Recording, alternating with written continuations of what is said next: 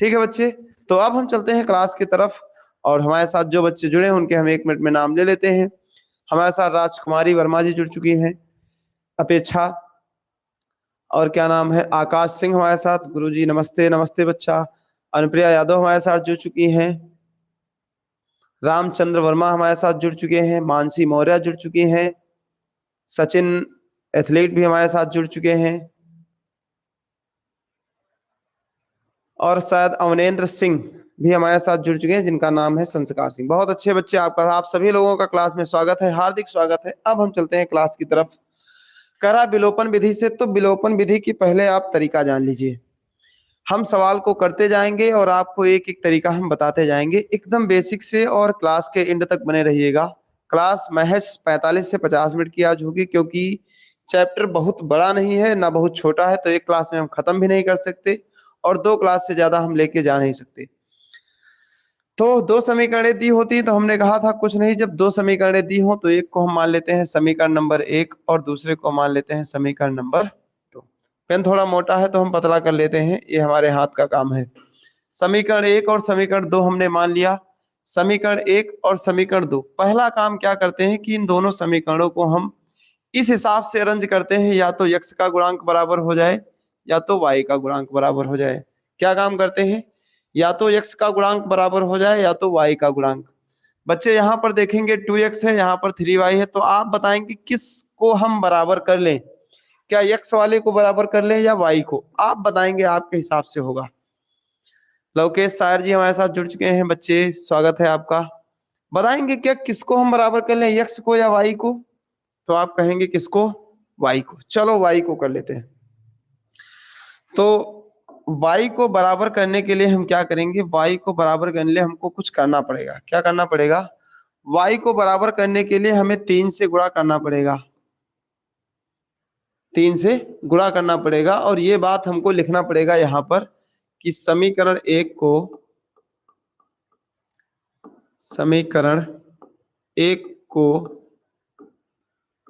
3 से गुणा करने पर गुणा कर दिए बच्चे, कहोगे कर दीजिए सर।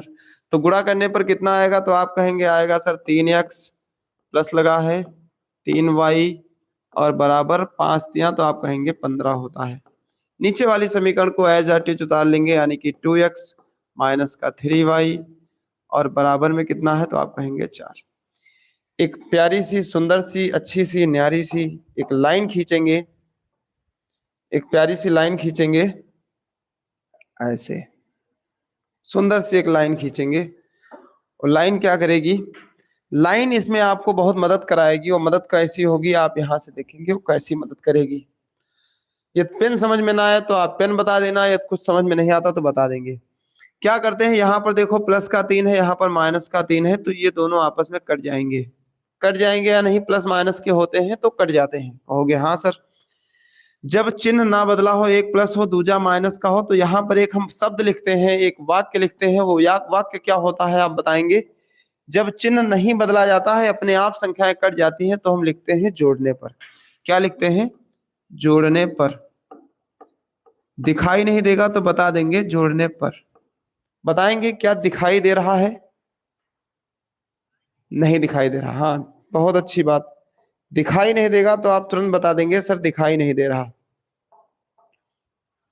क्या लिखेंगे बच्चे, तो लिखेंगे जोड़ने पर। यहां पर एक लाइन लिखते हैं, क्या, जोड़ने, लिख लिए जोड़ने पर।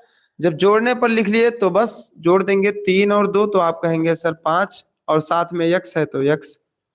ये तो कट ही गया, कोई मतलब नहीं, बराबर बराबर लगा लो। 15 और 4 तो आप कहेंगे सर 19 होता है। क्या यहाँ तक आप कर लोगे, तो कहोगे हाँ सर यहाँ तक हम कर लेंगे। तो यहाँ x गुणे में है, 5 गुणे में है तो इधर जाएगा बटे में, तो बचेगा x बराबर, तो आप कहेंगे 19 और बटे में 5। ये इतना आप कर लोगे तो इतना कर लिए तो आपने बहुत सारा काम एक साथ कर लिया है। जैसे कौन से बहुत सारे काम, आपने x का मान तो निकाल ही लिया है। x का मान आपने निकाल लिया है, तो बस x का मान अब चाहे समीकरण 1 में रखो और चाहे समीकरण नंबर 2 में रखो। तो आप बताएंगे कि हम x का मान किस समीकरण में रखें, कि सवाल आ जाए, आंसर आ जाए। तो आप कहेंगे सर यक्स का मान आप समीकरण 1 में रख दीजिए, तो लिखेंगे यक्स का मान समीकरण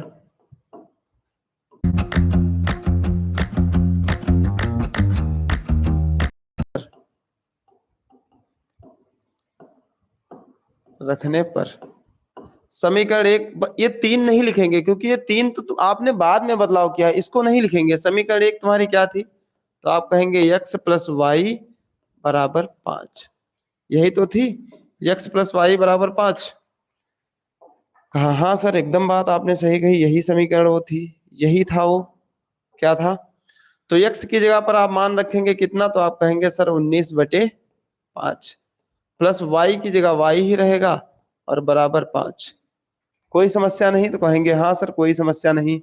ये 19/5 इधर प्लस में है, उधर जाएगा तो माइनस में, तो हो जाएगा y बराबर 5 और माइनस का 19/5 बटे में 1 मानेंगे, गुणा करेंगे तो आएगा y बराबर 25 माइनस के 19 और बटे में 5 एकम 5, यानी कि फाइनल जो y बराबर आएगा तो 19 में से 25 में से 19 घटाओगे तो आएगा 6 और बटे में 5।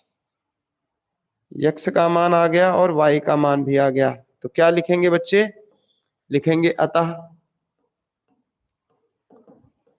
x बराबर, तो आप कहेंगे 19/5 और y बराबर कोई पूछेगा तो आप कहेंगे y बराबर 6/5।